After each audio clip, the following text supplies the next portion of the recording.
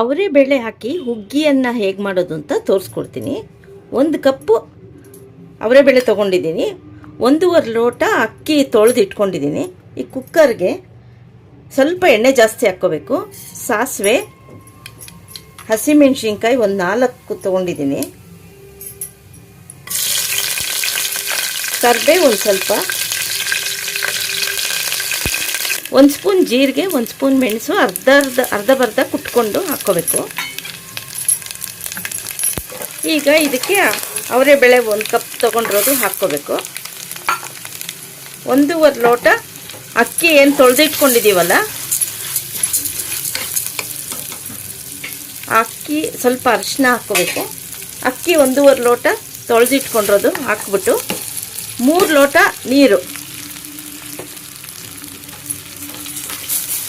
3 ಲೋಟ ನೀರು ಹಾಕಿ ಸ್ವಲ್ಪ ರುಚಿಗೆ ತಕ್ಕಷ್ಟು ಉಪ್ಪು ಹಾಕಿ ಒಂದು ವಿಷಲ್ ಕೂಗಿಸ್ಕೋಬೇಕು.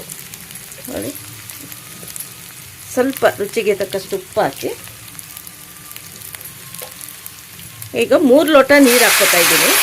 ನೋಡಿ, ಇದಕ್ಕೆ ಚೆನ್ನಾಗಿ ಕಲಸಿ ಈಗ 2 ವಿಷಲ್ ಕುಕ್ಕರ್ ಕೂಗಿಸ್ಕೋಬೇಕು.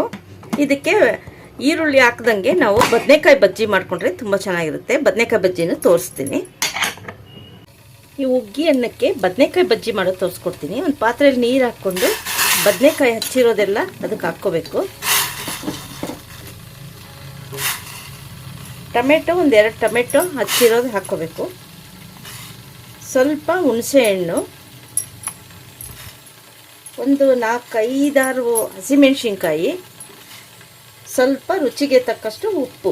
ಇದು ಹಾಕಿ ಬೇಯಿಸ್ಕೊಂಬಿಟ್ಟು ನೀರು ಬಗ್ಗಿಸ್ಕೊಂಡು ಇದನ್ನು ಚೆನ್ನಾಗಿ ಮಸ್ತ್ಬಿಟ್ಟು ಸ್ವಲ್ಪ ಕೊತ್ತಂಬರಿ ಸೊಪ್ಪು ಹಾಕಿ ಮಸ್ತ್ಬಿಟ್ರೆ ಆಯಿತು. ಇದಕ್ಕೆ ನಾವು ಈರುಳ್ಳಿ ಹಾಕಲ್ಲ.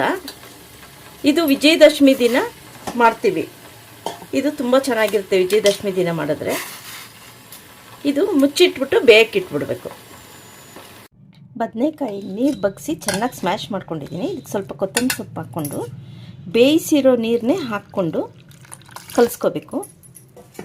ಇದಕ್ಕೆ ಈಗಾಗಲೇ ನಾನು ತೋರಿಸಿದ್ದೀನಿ ಬದನೆಕಾಯಿ ಬಜ್ಜಿನ. ಅದಕ್ಕೆ ಈರುಳ್ಳಿ ಎಲ್ಲ ಹಾಕ್ತೀವಿ ನಾವು. ಈ ಹಬ್ಬದ ಟೈಮಲ್ಲಿ ನಾವು ಈರುಳ್ಳಿ ಬಳಸಲ್ಲ, ಅದರಿಂದ ಇವತ್ತು ಇದಕ್ಕೆ ಈ ಬಜ್ಜಿಗೆ ಈರುಳ್ಳಿ ಹಾಕಿಲ್ಲ. ಈ ಹುಗ್ಗಿ ಅನ್ನಕ್ಕೆ ಇದು ಹಾಕ್ಕೊಂಡು ತಿಂದರೆ ತುಂಬ ಚೆನ್ನಾಗಿರುತ್ತೆ, ರುಚಿಯಾಗಿರುತ್ತೆ. ಒಂದು ಸಲ ಟ್ರೈ ಮಾಡಿ ಕಾಮೆಂಟ್ ಸೆಕ್ಷನ್ ಕಾಮೆಂಟ್ಸ್ ಹಾಕಿ.